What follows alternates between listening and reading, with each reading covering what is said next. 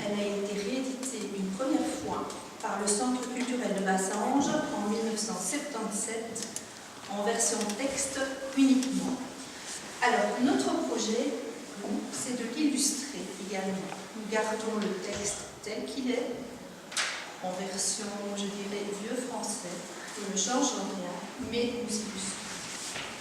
C'est pour ce faire que deux dames de l'atelier Publi-Reflet, Micheline Dorel et Arlène Gailloni, ont travaillé en collaboration avec les enfants de l'atelier de peinture et les enfants de l'atelier photo. Alors, au niveau du travail de Publi-Reflet, ces dames ont retapé la légende, ont fait toutes les corrections et la mise en place du texte. Vous avez ici donc les petits fascicules qui vous montrent l'état du travail à l'heure actuelle au niveau de la frappe. Au niveau du travail Publi-Reflet aussi, ces dames se sont déplacées, ont été retrouvées dans d'anciens documents et en ont fait des photographies. Vous les trouvez ici. Donc ça va nous servir de base aussi au travail d'illustration. Par la suite, nous avons fait un travail en commun entre l'atelier de photo enfant et l'atelier de peinture. Le travail en commun consistait à prendre connaissance de la légende que c'était, mais je vous l'ai dit tout à l'heure, c'était écrit en vieux français, donc dans un langage fort peu compréhensible pour les enfants, tant au niveau de la mise en forme des phrases, du français et du vocabulaire. Donc, je fais appel à Corinne Leborgne, qui est venue nous aider durant l'après-midi, qui est venue conter la légende, expliquer la légende, mettre en évidence les personnages principaux pour que les enfants puissent commencer à travailler et à concevoir les personnages. Je la remercie au passage, elle n'est pas ici aujourd'hui, mais je la remercie pour son aide. Je vais vous parler maintenant plus particulièrement du travail de l'atelier peinture enfant.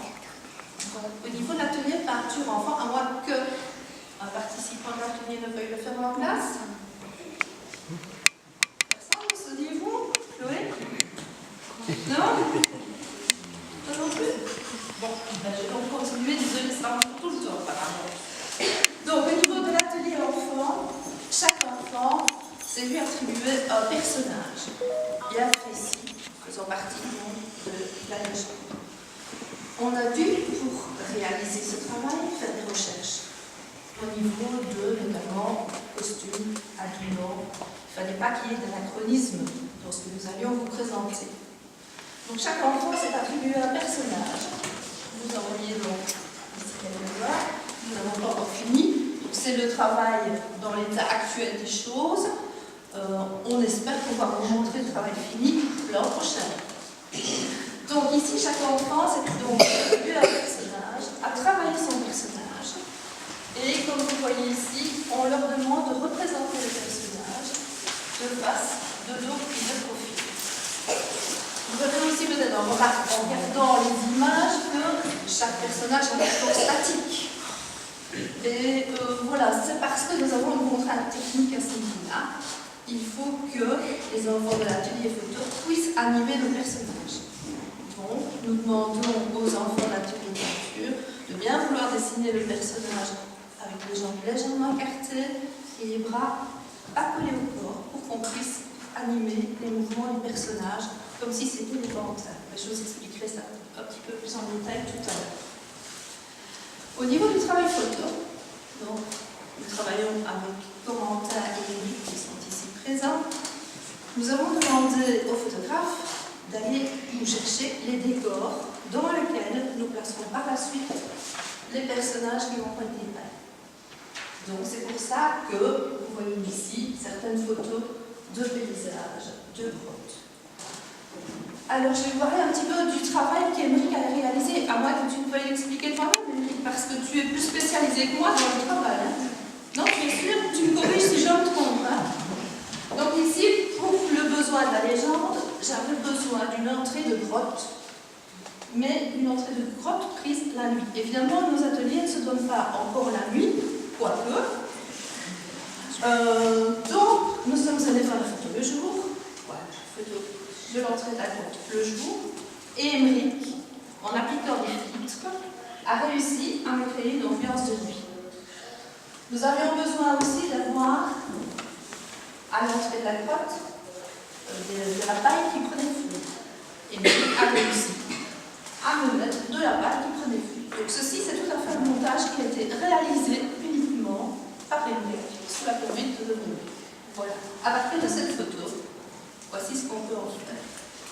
Quant à Corentin, lui, il est plus destiné à animer les personnages. Alors, on va prendre peut-être l'exemple de ce personnage-ci, qui a été dessiné par Fanny. Mais Corentin, à partir de ce personnage, tout à fait statique, a réussi, si vous regardez bien, à lui donner des mouvements au niveau des bras, au niveau de la tête, mais aussi au niveau de l'expression du visage. Tu veux peut-être expliquer comment tu t'y prends? Non. Moi, je ne vais pas vous expliquer parce que j'en suis un peu incapable. Je veux juste vous dire que, voilà, on anime le personnage. Mais bon, on découvrira peut-être tout ça par la suite, lorsque tous les personnages seront animés. Donc voilà, on va pouvoir animer tous les personnages et les mettre dans des situations bien particulières, grâce à l'outil informatique et à la maîtrise, je dirais, de leur pratique par les jeunes de l'atelier photo.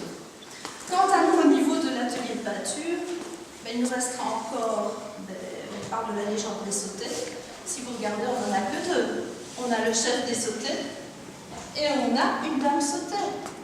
Ça, c'est Amalia qui nous a fait la petite dame sautée. On nous parlait des sautés, elle a voulu dessiner une dame. C'est une licence artistique. Pourquoi pas? Donc, il faudra qu'on multiplie les sautés. Donc, chacun redessinera encore des sautés. Et grâce à l'atelier photo, on pourra les multiplier et ainsi en faire toute une petite troupe de sautés. Je vous l'ai dit tout à l'heure, nous espérons bien avoir fini ce gros projet pour l'an prochain. Pourquoi pas peut-être vous présenter encore lors de la fête du livre.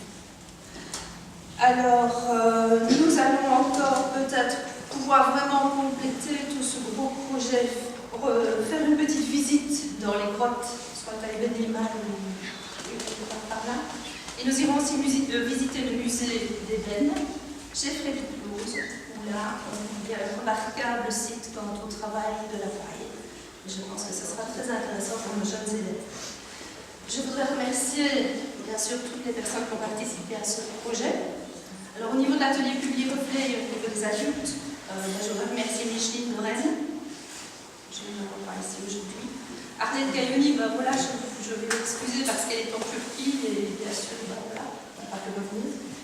Alors, je voudrais aussi peut-être appeler M. Michelin et Mme Vado pour venir remettre des chèques à nos enfants. Et je l'ai appelé alors tous les jeunes